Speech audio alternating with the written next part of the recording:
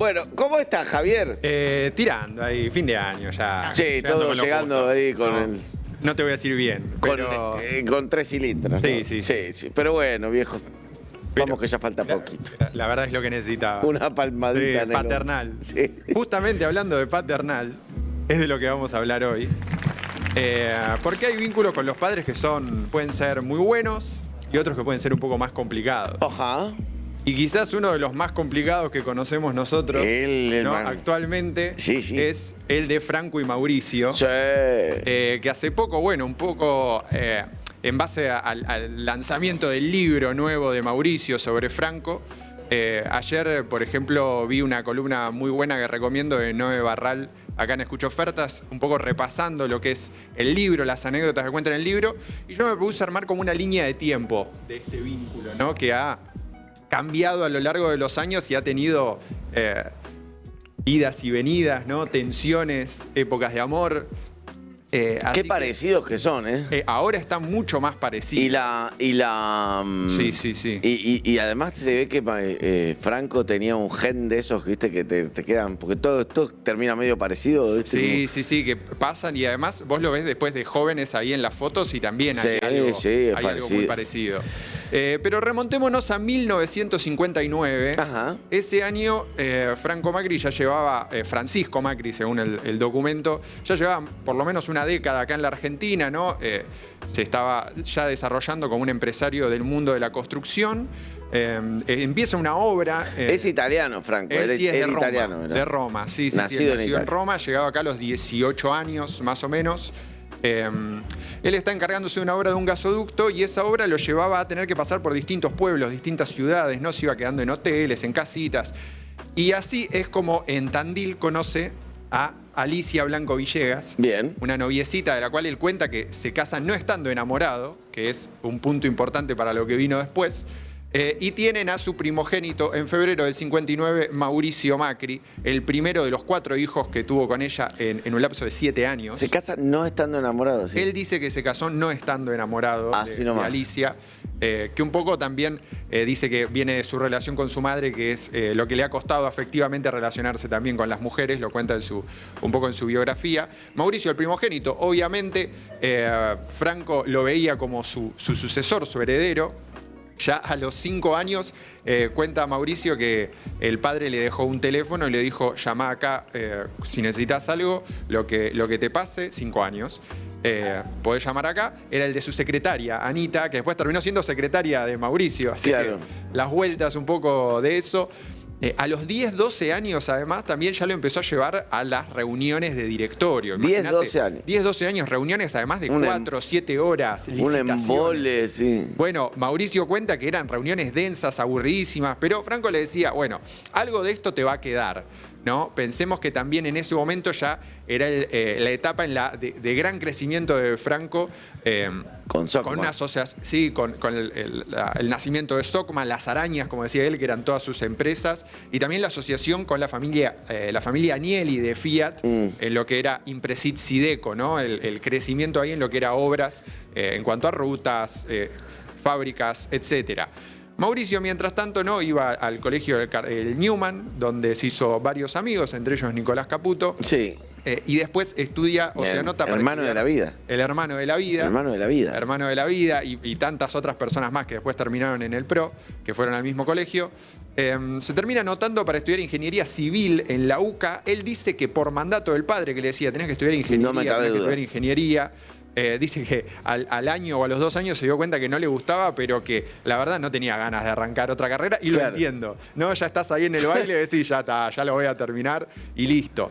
Él hace en el medio también la colimba en la Fuerza Aérea, Mauricio. Mirá. Y se casa además muy jovencito. Que debe haber tocado un despacho, ¿no? Como... Sí, no, igual él dice que se le hicieron parir bastante, o por lo menos eso es lo que cuenta él. Y se casa también muy jovencito con su novia, Yvonne Bordeaux, que está embarazada, entonces deciden casarse ya a los 20 y pocos, y arranca ya el derrotero en el mundo de los negocios de Mauricio, no en las empresas de su padre, sino que en 1983 él funda con su amigo Nicolás Caputo una empresa que quizás te suena de nombre, que se llama Mirgor. Mirgor, sí, Como para claro. hacer un emprendimiento fuera de la familia. La verdad es que este emprendimiento en verdad lo que hacía era fabricar aires acondicionados para autos, claro. Y el 50% del negocio de los autos lo tenía Sebel, que era la empresa de Franco Macri, claro, ¿no? Que eran claro. como la subsidiaria de Fiat, después Peugeot también. Le armó un proveedor. O sea, sí, más o menos. Sí. Entonces, tan alejado de los padres no era. Igualmente, al poco tiempo, Mauricio se va y en el 84 entra en SOCMA, en particular en Sideco Americana, la constructora. Cuentan que empezó como analista junior, ¿no? Y que fue creciendo. Analista senior, después gerente general. Bueno, rápido ascenso. Muy joven, sí. Sí, tenía 24 años, 25 años. Sí, pero mucho talento, entonces por eso ascendió. Sí. Bueno, ahí dice que se deja el bigote, por ejemplo, la gata peluda, como le dice él. ¡Qué asco! El concepto de gata peluda. Sí, horrible para el bigote. Para el gato, además, es rarísimo. Dice que era un poco para parecer más grande, porque justamente trataba o era jefe muchas veces de personas más grandes que él. Claro. También en los 80 ya el padre lo empieza a querer foguear, lo lleva a Nueva York, a los Estados Unidos. Franco en ese momento está con un proyecto multimillonario en Manhattan de construir un barrio que se llamaba Lincoln West, que terminó en un fracaso tremendo. ¿Y a quién se lo venden? A Donald Trump. Donald Trump, que justamente en esas negociaciones, cuenta Franco en su libro, que lo lleva a Mauricio, 20 y pocos años, y Trump le dice, bueno, vamos a jugar al golf, ¿no? ¿Viste cómo se relacionan un poco en el mundo de los negocios para negociar, valga la redundancia? Y que Franco le dice, yo no juego, jugá con mi hijo, y que Mauricio le gana en el último hoyo a Trump, y que el ahora presidente de los Estados Unidos, totalmente loco y enajenado, rompe todos los palos de la bronca, lo cual me pude imaginar esa situación. Qué bueno. Me la pude imaginar. Mientras tanto, en la vida cotidiana se empieza a dar como una tensión, ¿no? Entre Franco, el empresario, y Mauricio, su heredero, ¿no? Que estaba creciendo en el mundo de los negocios. Mauricio cuenta por lo menos que había una situación de dualidad entre que unos días era un genio y otros días era un estúpido. Unos días era el mejor gerente que tenía y otros no tenía experiencia, no sabía lo que hacía. Esto no solo iba en el mundo de los negocios, sino también en lo personal. Porque, por ejemplo, jugaban a las cartas, jugaban al póker, al bridge, y Franco, además de competir entre ellos por ganar, espíritu competitivo, Franco parece que lo humillaba también, o cuentan algunas anécdotas en las cuales buscaba tratar de humillarlo frente a los amigos, jugando a las cartas. Laura Di Marco cuenta en su libro además que Mauricio llegó a contratarse un profesor en secreto de bridge para poder jugar mejor y poder ganarle al padre. Y ahora está en la selección. En los mundiales de bridge, representante de la selección. Un caso de resiliencia permanente, ¿no? Exacto. Y además, también yendo más a lo personal, empiezan a competir en el terreno femenino. Porque Franco se divorcia de su primera esposa, de Alicia Blanco Villegas, y entra en una etapa de salir con chicas bastante más jóvenes, de la edad de su hijo, ¿no? Conocemos casos como Flavia Palmiero, ¿no? Verdad, claro, Flavia Palmiero salió con... Pero uno de los casos quizás más paradigmáticos es que Franco salió con Clara Bordeu, que era prima de la esposa de Mauricio. O sea, es a ese nivel, una situación medio extraña. Sí, raro. Cuanto una salida de A4 con tu papá. Sí. La cita doble está un poco rara, papá. Horrible. Mauricio empieza a crecer en el mundo de los negocios con Impresit, con Sideco Americana, ¿no? Dice, bueno, empecé a cambiarla hacia el mundo de los servicios. Y dice que eso empieza a molestar al padre y empieza a ponerse medio controlador. Ayer Noé contaba que en el libro dice que en un momento el padre les quiso poner el mismo psicólogo a todos los hijos. Sí, es verdad, para tratar de manipularlos de alguna manera. Y había algunas situaciones también, algunas anécdotas que pintan un poco o que cuentan entre allegados y el propio Mauricio que molestaban al padre. Por ejemplo, que en un momento Lorenzo Miguel de la UOM viene y le dice, queremos preparar a tu hijo para ser presidente, y Franco se vuelve loco, les dice, ni en pedo, ustedes están locos. O que en un momento alguien le dice a Franco, che, tu hijo es un crack. Algo que vos podés decir, orgullo de padre. No, eso dice, fue todavía peor, me empezó a querer controlar, a minimizarme. Lo saca de Sideco, justamente dice, cuenta Mauricio, porque él estaba creciendo mucho, le estaba yendo bien, y lo pone en Sebel, que era otra empresa importante, la automotriz. Ahí tuvo un temita legal. Ahí tuvo, en 2000 la importación de autopartes, ¿no? El caso de contrabando, que data del 95, pero el juicio se hace en 2000.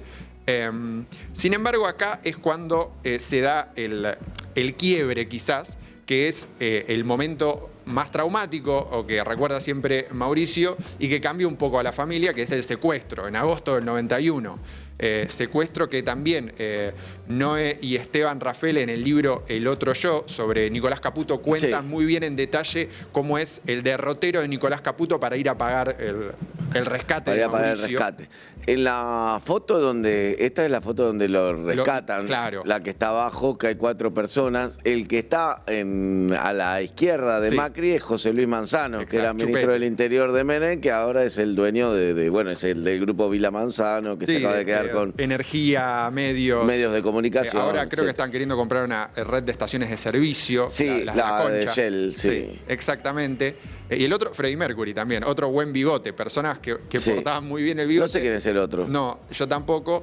Pero lo cierto es que Mauricio cuenta que en el 91 un poco cambia su vida, no solo por ¿no? Cuando vos te acercás a la finitud de la vida, ¿no? Estos momentos traumáticos, sino también porque aumentó muchísimo la exposición de la familia, que antes, dice, éramos conocidos dentro del mundo de los negocios, ya había habido como una especie de presentación oficial de Mauricio en Tiempo Nuevo en los 90, ¿no? Dando una nota con Neustadt, Franco y Mauricio juntos, pero que la exposición aumentó muchísimo más, en particular en los que eran las revistas de chimentos, ¿no? La farándula, contando un poco las fiestas en Punta del Este, los vínculos amorosos de ambos dos, y que esto también aumentó la omnipotencia de Franco, dice Mauricio, y después incluso termina como endilgándole la ubris, ¿no? Esto que decía Nelson Castro de Cristina Kirchner. Dice, bueno, la ubris, que mi padre tenía esos momentos de enojo tremendo contra mí. Y entonces así es como se da que en el 95 Mauricio decide irse a ser presidente de Boca. Una decepción para Franco, que lo veía como su heredero. Sin embargo, después lo siguió consultando para distintas cosas, como fue, por ejemplo, el Correo en el 97, que le dijo, a ver qué opinás. Para mí no. Y Franco le dijo, ¿para qué carajo te llamé? O yo quería que me dijera que sí. En el 98, la anécdota del consultor chileno, ¿no? Que lo llaman para analizar los negocios y dice, bueno, ustedes tienen que hacer esto. Franco dice, están equivocados, hay que hacer esto. Y el consultor dice, bueno, pero casos así como el liderazgos excepcionales como los de Franco Macri, hay que hacer lo que él dice. Entonces es como que seguía consultándole y al mismo tiempo minimizándolo a la vez. Y quizás el disgusto más grande tiene que ver con el ingreso de Mauricio a la política, ¿no? En 2001, 2002. De Franco. De Mauricio, el disgusto de Franco. Sí, el disgusto de Franco para con Mauricio, porque él pensaba que la política era mala para los negocios. Claro. E incluso pensaba, bueno, va a perder las elecciones y va a volver. Mauricio pierde en 2003 contra Aníbal Ibarra, pero después termina ganando en 2007 la jefatura a ser jefe de gobierno de la ciudad. Y se da ese almuerzo, ¿no? En el que le dice, bueno, si yo hubiera sido un padre normal, vos no habrías ido a hacerte estas cosas tan exitosas, así que todo esto es mérito mío.